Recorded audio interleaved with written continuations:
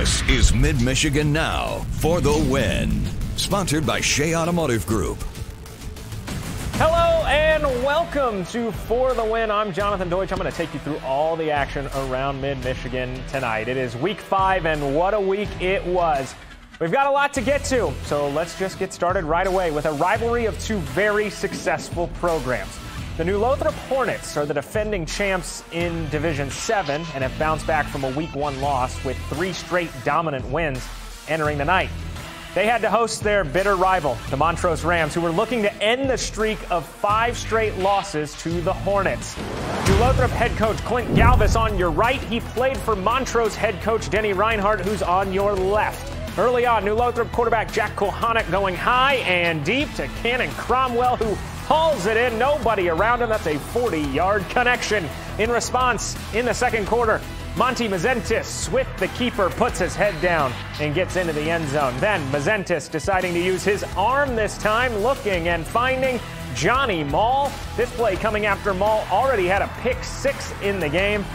He takes this one in with nobody around him. A lot of open spaces. Rams up a couple scores. Then on 4th down, MISSENTZIS throwing and finding an open Aiden Bernard out in front of the defense for the touchdown. Montrose wins 35-14. It's their first win over New Lothrop in 5 tries dating back to 2009.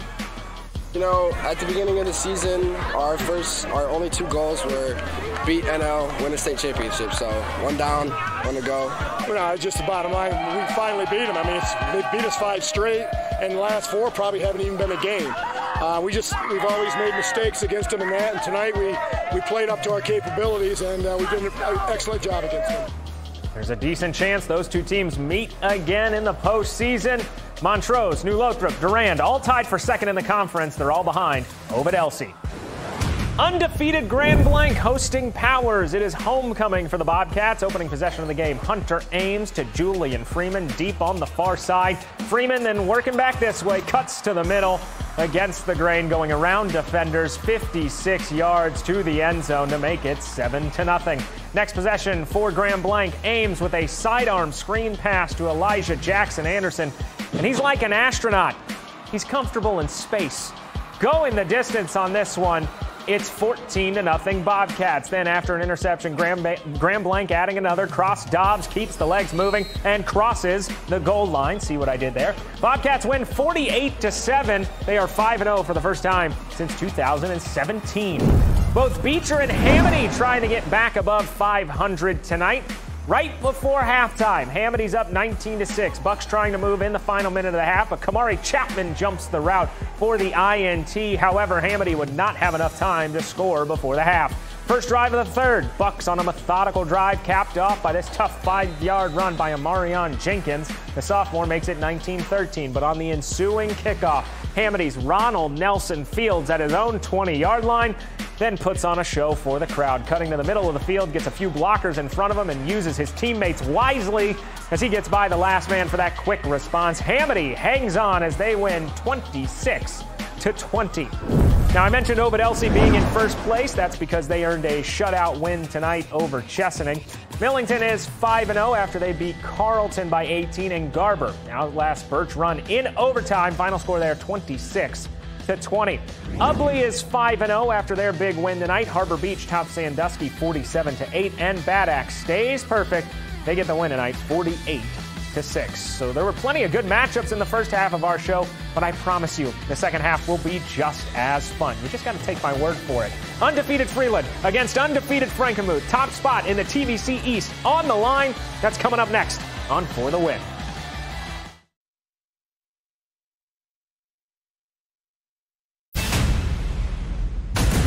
Welcome back to Mid-Michigan Now for the win.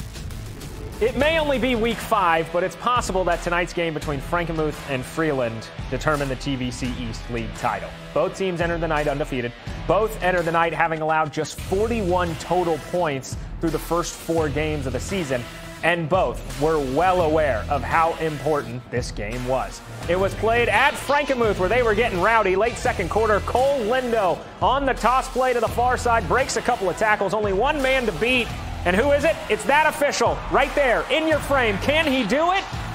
I don't know. It's close. We'll have to do replay review some other time. It's a 97-yard touchdown. Lindo ran for 318 and 4 scores. In the third, it's now 35-7. Garrett Pistro from Freeland cuts it down to 35-14. Let's stay in the third. Cole Jankowski to Drew Titsworth.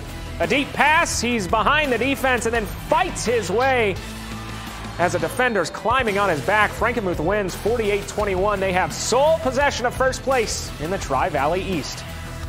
All credit to the line. That's first of all, I got to get that out of the way. They blocked great. I just run behind them. They set up the block, and I'm just going to cut off them every time. They did a great job. They just set everything up. It was a great team effort tonight, and the defense played great. We had to come in here and bring it. They had all the attention, all the reports saying they're fair and stuff. We hear all that noise. So we're coming here to prove something. I think we did tonight. We made a statement.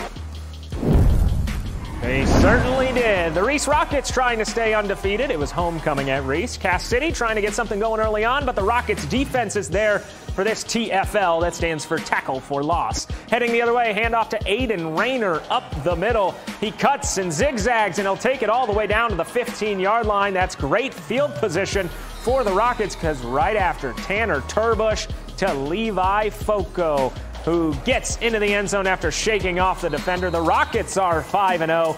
They win this one 35-20. Mount Pleasant entered the night at the top of the SVL, a perfect 4-0 on the year. They hit the road to face the Midland Chemics tonight. For more on this game, we send it over to the man who called it. It's our good friend, Brad Tunney, for our ESPN breakdown.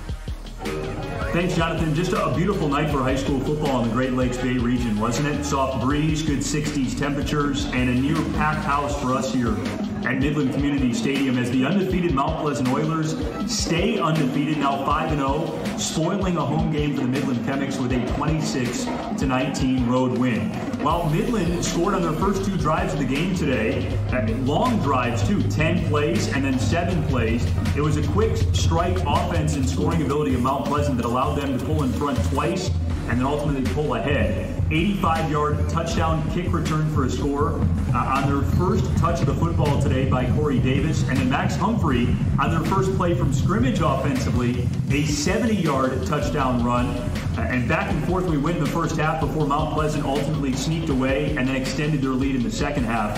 Midland left 8 points on the board tonight in the kicking game. 2 missed extra points, 2 missed field goals. They were both over 30 yards, 31 and 36 yards, but still points left on the board in what came in a 7-point loss. And what I think is my favorite non-Week 9 rivalry in the Saginaw Valley League. This game never disappoints, and for the 7th time in the last 10 years, it finishes within a 1-score difference. Mount Pleasant stays undefeated, now 5-0. Midland clinging for their playoff lives at 2-3. Back to you in the studio. Mount Pleasant looking good. Brad Tunney looking better. Carmen Ainsworth at Davison tonight. The Cards get the win 50-13.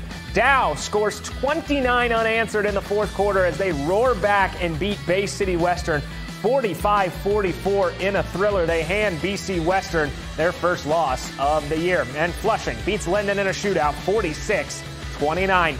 Lake Fenton with the shutout over Clio. Fenton beats Holly 50-29, and Goodrich improves to 4-1 as they beat Corunna in a tight one, 19-14. Stay with us. We hand out our game ball next.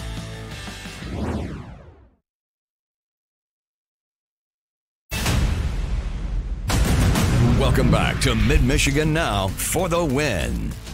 There's only one thing to do before we say goodnight officially on Week 5. We have to hand out our game balls. And you know what this is. We have to award the best performance of the night. And it's pretty obvious to me who it should go to. Cole Lindo of Frankenmuth, as the senior running back rushed for more than 300 yards and 4 touchdowns in Frankenmuth's huge win over previously unbeaten Freeland. A great performance from the senior. And it's the fact that it came against Freeland in the most important game of the year, as this may have decided the TVC East. Lindo outrunning everybody except that official who was hauling, but I think he'll still take the performance. 300 yards rushing, 4 rushing touchdowns. He gets the game ball tonight. That'll wrap things up on the high school side for us tonight, but we've got plenty more to talk about tomorrow on the college side. Northwood is at home. CMU has a noon kickoff. Michigan plays Rutgers at 3:30, and Michigan State has the nightcap against Nebraska. We will have you covered right here on Mid-Michigan Now, so do not touch your remote control.